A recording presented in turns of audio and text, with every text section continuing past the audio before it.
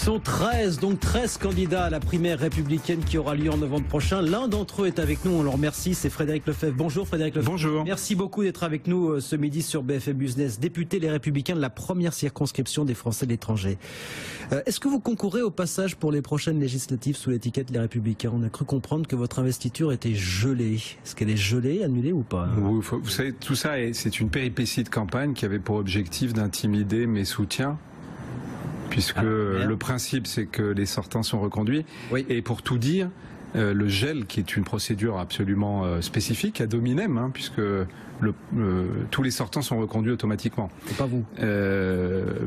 On m'a demandé de faire un entretien avec mon président de groupe, Christian Jacob, qui s'est très bien passé, et qui a reconnu qu'on était attaché à la liberté de vote dans notre famille politique. C'est le principe même de notre groupe.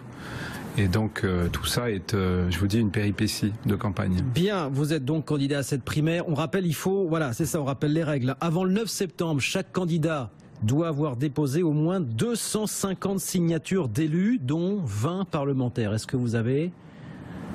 J'ai un principe, c'est que je ne réponds pas à ces questions d'abord qui n'intéressent pas beaucoup les gens. Est-ce que c'est en bonne voie? Voilà, on a envie de savoir si vous serez candidat. Mais le 9 septembre, vous verrez que je serai candidat. Vous serez candidat le 9 septembre, donc vous aurez ces 250 signatures, c'est ce que vous le dites aujourd'hui.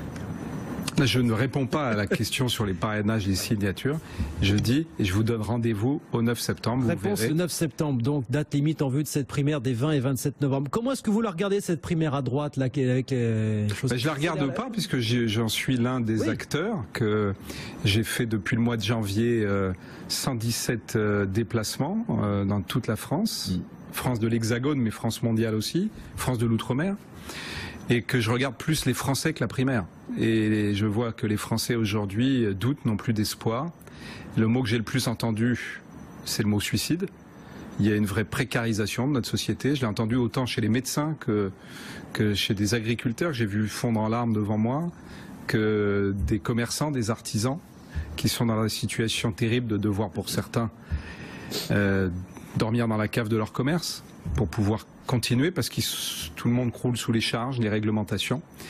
Et quand j'entends le débat, qu'il soit à gauche ou à droite d'ailleurs, avec le moment, on est à 7 mois de l'élection, donc le moment où on va voir fleurir les promesses de toutes parts, je me dis que décidément le monde politique n'a pas changé, que décidément le monde politique attaque toujours les élections par le même biais, c'est-à-dire essayer de faire rêver les gens avec des promesses qu'ensuite il est incapable de tenir. Cette campagne à droite, elle commence à parler des charges notamment. On l'a bien vu notamment, c'était présent dans le discours de Nicolas Sarkozy. Non mais les charges, je crois que ça fait consensus sur tout le monde. Le vrai sujet, il est de savoir si est-ce qu'on continue comme depuis 30 ans à promettre qu'on va baisser les impôts, à promettre qu'on va réduire les charges, aller baisser à tel endroit pour les remonter de l'autre, ce que vivent nos compatriotes depuis 30 ans, droite et gauche confondues, ou est-ce qu'on va enfin accepter l'idée qu'aujourd'hui, il est temps de bâtir, de dessiner un nouveau modèle social en France?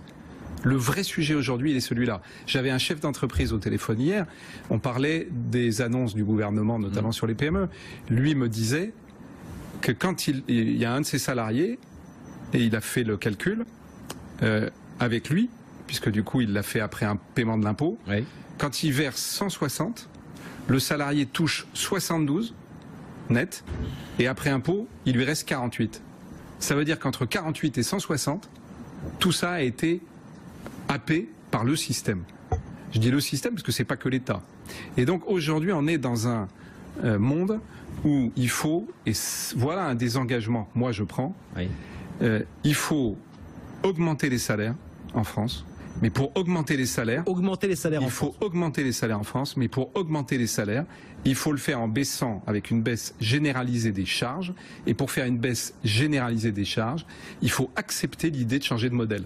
C'est la raison pour laquelle moi je mets sur la table un modèle qui est aujourd'hui en voie d'expérimentation dans un certain nombre de pays européens, qui est le revenu universel. Dont on parle beaucoup, voilà, la Finlande va le tester, les Pays-Bas sont aussi en cours d'expérimentation. Voilà. Quand je travaille dans ma circonscription, dans la Silicon Valley, avec des gens qui savent parfaitement ce qu'est le monde économique, ou avec le club Praxis à New York, je parle avec des gens qui, comme moi, en ont assez que le système détourne, je dis bien à son profit, l'argent de nos compatriotes. Et donc, c'est la raison pour laquelle je suis pour la liberté d'affiliation sur le RSI. C'est la raison pour laquelle, sur la question du revenu universel... On parlera du RSI aussi, parce qu'il y a polémique quand même. Mais sur le revenu universel... Mais justement, on y viendra. Mais c'est la raison pour laquelle, sur le revenu universel, il faut bien comprendre que le maquis social aujourd'hui... Je parle même pas de ce qui va dans la poche des gens. Je parle juste de l'essentiel, c'est-à-dire ce qui est capté par le système. C'est entre 20 et 32 milliards d'euros de gestion, c'est-à-dire ceux qui font les réglementations, ceux qui accompagnent les gens parce que c'est trop compliqué, ceux qui contrôlent, ceux qui sanctionnent, tout ça, ça représente entre 20 et 32 milliards. Il faut désintermédier. Qu'on pourrait économiser. Comment est-ce que vous arrivez à ce chiffre de 32 milliards Le 20 à 32, vous voyez que la fourchette est assez large, puisque je prends les différentes études qui ont été faites par l'IFRAP ou par d'autres organismes sur le coût de gestion pure. L'allocation universelle, donc vous dites sans aucune contrepartie, bien sûr, dès la naissance. Votre proposition, c'est ça la force, c'est qu'il n'y a pas de condition. Entre 5 et 600 euros jusqu'à 18 ans, entre 800 et 1000 pour chacun après 18 ans, voilà. Ce qui permet d'économiser ces 20 à 32 milliards d'euros par an. Ça permet plein de choses. Vous dites, c'est pour éradiquer la pauvreté. Pourquoi pour éradiquer la pauvreté? C'est d'abord, mais écoutez, si on ne comprend pas que notre modèle économique, en 40 ans, on va prendre 74. 40 ans, on a multiplié par 15 le nombre de chômeurs. Il y a une bonne nouvelle, évidemment, le chômage là a baissé, mais on a multiplié par 15 globalement le nombre de chômeurs. On est à 8,5 millions de pauvres. On a devant nous l'automatisation qui est une certitude. C'est une certitude. On le sait.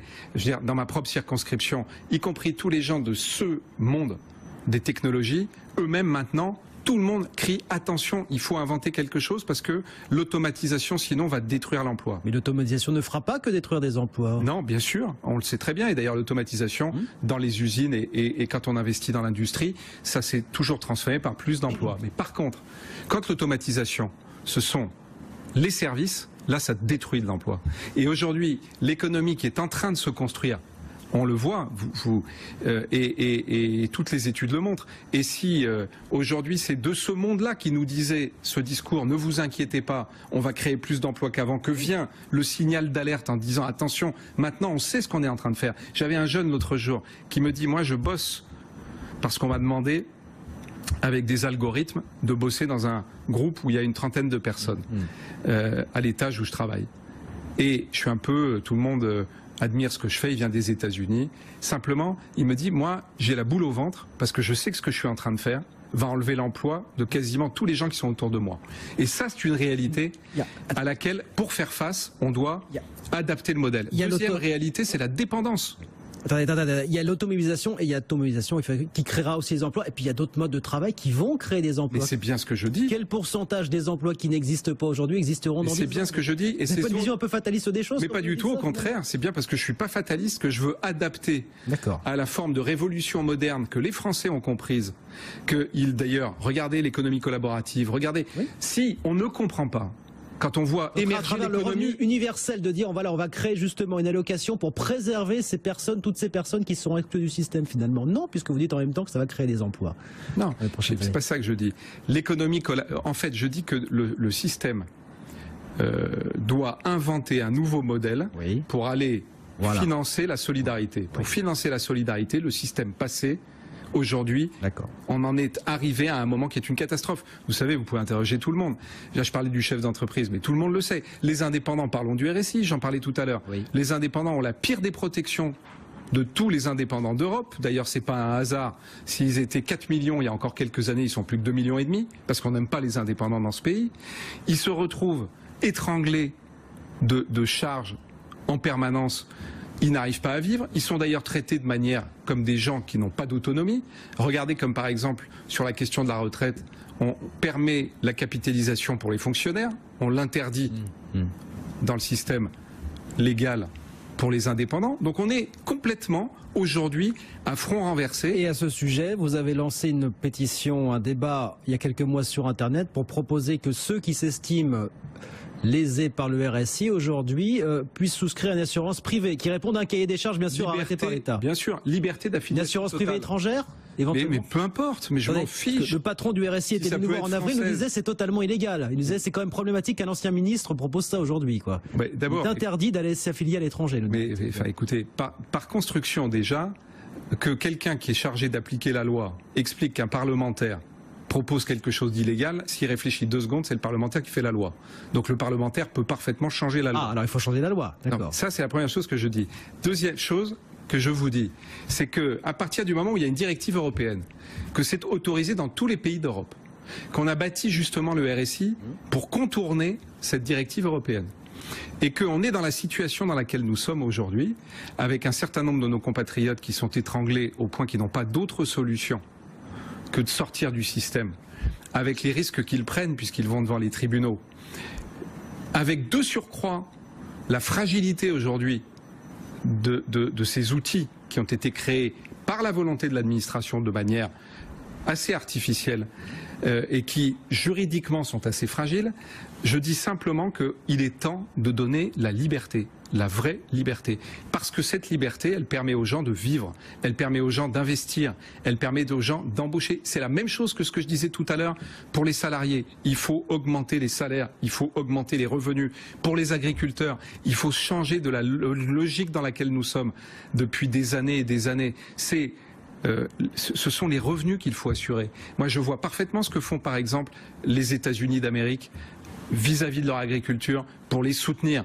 Alors que nous avons laissé depuis bien longtemps le pouvoir européen mettre sur le bas-côté notre agriculture et nos agriculteurs. Mais ça, c'est un projet qui se décline pas à l'échelle nationale, à l'échelle européenne éventuellement.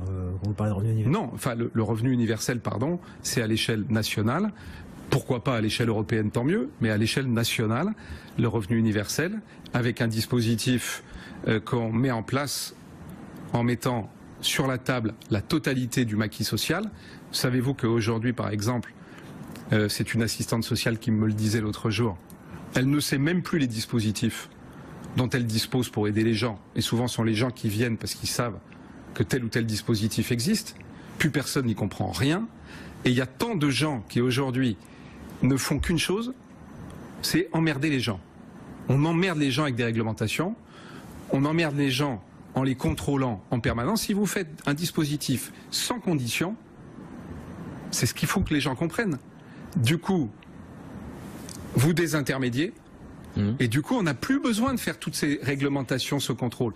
Et c'est ça, aujourd'hui, la clé du dispositif. C'est votre façon à vous de renverser la table, quelque part. Parce que vous avez l'impression que le Parti des Républicains, votre parti, ne renverse pas suffisamment la table aujourd'hui à travers... On est aujourd'hui, malheureusement, dans les propositions que j'entends, je vois bien ma famille politique qui essaye, sur un certain nombre de sujets, de faire des propositions de baisse d'impôts, des propositions de baisse de charges, des propositions de réduction de la dépense publique. Mais on ne réduira la dépense publique dans ce pays qu'à partir du moment où on acceptera l'idée qu'on doit revoir notre modèle social, qu'aujourd'hui il est le plus inégalitaire qui soit, que la répartition en France aujourd'hui est inégalitaire, que vous avez des gens qui sont laissés dans la précarité face à leur situation, que vous en avez d'autres qui sont surprotégés. Cette réalité-là, tout le monde la connaît. Le fait que, par exemple, tout le monde ne soit pas traité de la même façon, la question des jours de carence, moi je dépose des amendements chaque année depuis 4 ans, sur la question de la retraite, sur la question de la protection sociale, sur la question du parcours mondial. Si vous êtes un jeune qui fait une grande école, qui fait une grande université, le parcours mondial est inscrit dans votre compétence, parce que ça fait partie de votre cursus.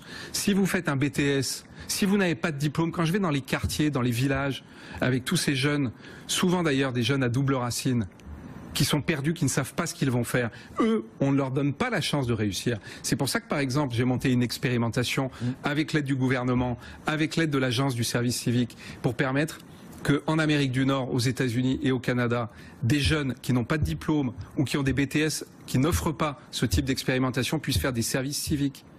Parce qu'il faut qu'on donne cette chance à chaque Français de réussir. Universel, ce mot, qui est un mot qui devrait avoir du sens, il est galvaudé depuis 30 ans.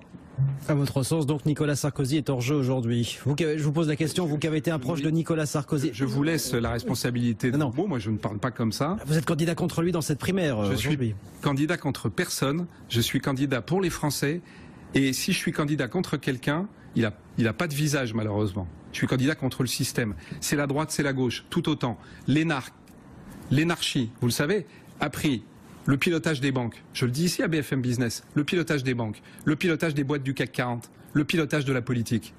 Aujourd'hui, le pouvoir, il est parisien, il est auto-centré, il est technocratique. Les Français n'en peuvent plus. Les Français veulent qu'aujourd'hui, on puisse faire naître d'autres modes de gouvernance. Qu'aujourd'hui, on arrête de les divertir avec des débats qui ne les intéressent pas, qu'on parle des vrais sujets. Moi, je vois ce qui se passe, par exemple, aux États-Unis. Je vois ce qui s'est passé en Angleterre avec le Brexit. Quand vous avez Boris Johnson, qui pendant 8 ans, quand il était maire de Londres, expliquait « venez travailler à Londres », et qui ensuite, juste pour faire tomber le Premier ministre, s'est mis à dire « l'immigration, c'est terrible, c'est ce qui va faire mourir l'Angleterre ». Et je vois le débat avec Trump, la dérive identitaire. Je n'ai pas envie que ma famille politique se caricature en se résumant à la dérive identitaire et au repli sur soi. Merci beaucoup Frédéric Lefebvre, merci d'être venu nous voir. Merci à vous. L'un des 13 candidats à la primaire républicaine, député Les Républicains de la première circonscription des Français de l'étranger. Rendez-vous le 9 septembre avec les 250 signatures, vous serez alors candidat, c'est ce que vous nous dites. Je vous dis, rendez-vous le 9 septembre et je serai candidat. Merci beaucoup d'être venu. Merci beaucoup d'être venu nous voir.